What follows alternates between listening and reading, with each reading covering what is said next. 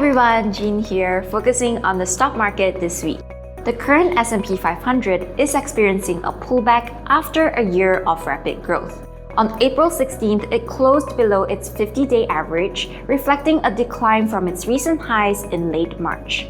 This downturn can be attributed to factors such as a higher-than-expected retail sales, escalating tensions in the Middle East, and a sluggish start to the first quarter earnings season. Of course, pullbacks are normal, especially after substantial first quarter gains. If we take a look at this analysis, S&P 500 returns following a first quarter gain of at least 10% shows an average drawdown of 11% for the rest of the year.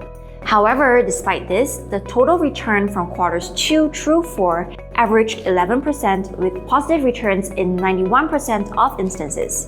1987 is an outlier though, due to the Black Monday crash.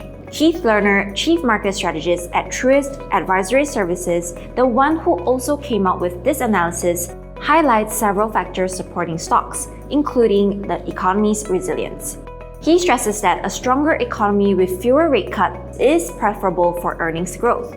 Additionally, stocks serve as a partial hedge against inflation, as higher inflation typically correlates with increased sales and earnings.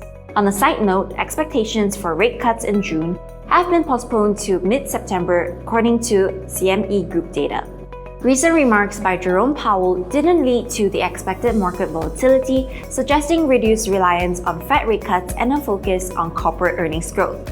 Speaking of which, earnings growth for the largest S&P 500 firms is expected to slow in the coming quarters. A top equity strategist at BofA Global Research suggests that narrowing growth differentials could broaden the market. While growth for these companies is expected to slow in the first quarter of 2024, the other 490 companies in the index are anticipated to see growth, contributing to higher aggregate earnings.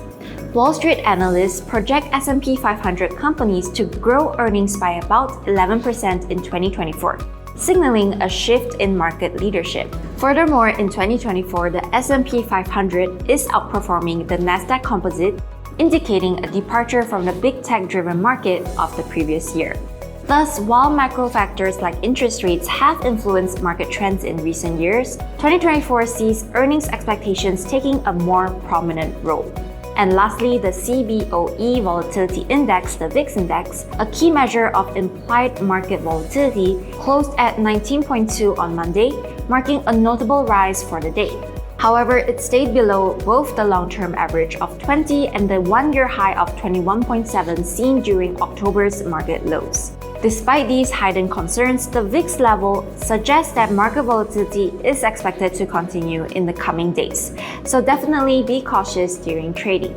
If you enjoyed this video, subscribe, like, and share it to your friends and family. Happy trading!